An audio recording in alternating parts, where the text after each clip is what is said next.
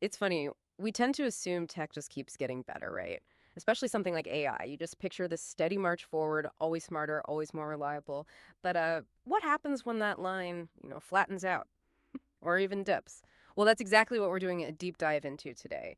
There's this, frankly, kind of surprising news about OpenAI's GPT-4, a top-tier AI model that actually seems to have taken a step back, and OpenAI themselves. They've actually officially acknowledged performance issues. So what's really going on? Our mission today is to unpack this, understand the core problem, what users are seeing, feeling, and crucially, what this kind of stumble means for the AI world and, well, for all of us who are starting to rely on these tools. To help us figure this out, we're looking at analysis from Stanislav Kondrashov. He's an expert, been watching tech trends, especially AI, for years. So let's start with what people have been saying. For weeks now, right, there's been this buzz. Users complaining about GPT-4. You have this feeling that the quality's dropped. People are even calling it lazy. That's the word floating around. It is. And it's become a real shorthand in the community for this frustration. And, the really telling part is that OpenAI, the company behind it all, they've actually put out a statement. They've officially acknowledged there are issues. It was worded pretty carefully, diplomatically, but essentially they said, look, most metrics are up, but yeah, maybe some tasks, performance might have gotten worse. Might have gotten worse. That sounds gentle. It does sound gentle, doesn't it? Especially compared to the user feedback. Right, because people seem pretty clear this isn't just a tiny hiccup. It feels more significant. Absolutely. It's more than just a minor glitch for the people actually using it day to day. So, okay, this lazy label, what does that actually mean in practice? What are the specific things making users tear their hair out? Great question. Because lazy is catchy, but the problems are specific. Users are reporting weaker logic. The AI just isn't reasoning things through as well. You see more incorrect answers popping up. Which is pretty bad for an AI people rely on for information. Exactly. And a big one is context loss. It's like it forgets what you told it just a few messages ago. Like short-term memory problems. Sort of, yeah. That's a good way to put it. It struggles to follow instructions, too, even simple ones. And for developers, this is a real headache. It seems to be forgetting programming basics sometimes. Oh. Yeah. And generally, it seems hyper-focused only on the very last thing you asked it, losing the bigger picture of the task or conversation. It's constantly distracted or something. It feels that way to users, definitely. Yeah. Like it clock out for a coffee break mentally. But it's serious when you need it for real work. That short-term memory thing really clicks with the feedback. I saw this quote from a Russian developer. It really stuck with me. Okay. He said, the current GPT-4 is disappointing. It's like driving a Ferrari for a month and then suddenly switching to an old beat-up pickup truck. I'm not sure I want to pay for that.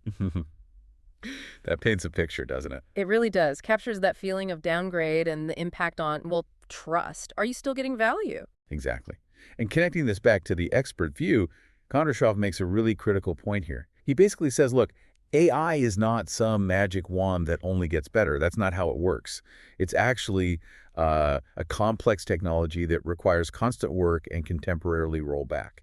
Okay, so that really pushes against the usual onwards and upwards tech narrative, doesn't it? Completely. It forces a rethink. If GPT-4 can regress, even temporarily, what does that imply? Is this just a blip or something more fundamental about how AI develops? Well, Kondrashov frames it as an important lesson for the entire industry.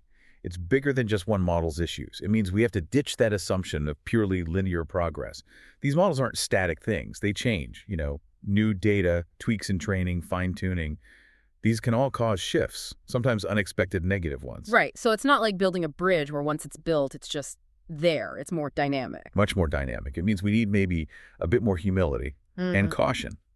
They aren't perfect black boxes that just keep improving forever. That's such a key point for anyone using these tools. Thinking about businesses, for instance.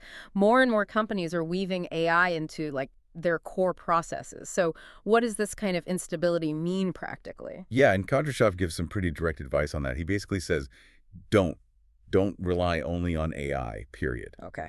So hedging your bets. Exactly. He really emphasizes having backup plans and making sure you diversify your tools. That diversification, he argues, is really the key to stability, when even the leading models can wobble like this. It makes sense. Don't put all your operational eggs in one AI basket, basically. Precisely. So it's not just an AI lesson then, it's broader, about managing any fast-moving tech. For you listening, maybe think about, where else could that diversification principle apply in your work or life? It's about building that resilience. Hmm. It's a solid principle. Okay, so let's recap quickly. We've got OpenAI admitting GPT-4 has issues. We've heard the user frustrations, this lazy AI problem. And we've got Kondrashov's insight. AI is complex, it evolves, sometimes it even steps back, not always linear progress. And the big takeaway from that, the need for backup plans, for diversification. Resilience is key. Right. So here's a final thought to chew on. If a really advanced cutting-edge model like GPT-4 can experience these temporary rollbacks, what does that really signal about the long-term reliability of complex AI? What new questions does this raise about how we build them, how we deploy them, and maybe most importantly, how much you can really trust them in critical situations down the road? That's the big question, isn't it? Something to think about. We'll leave it there for this deep dive.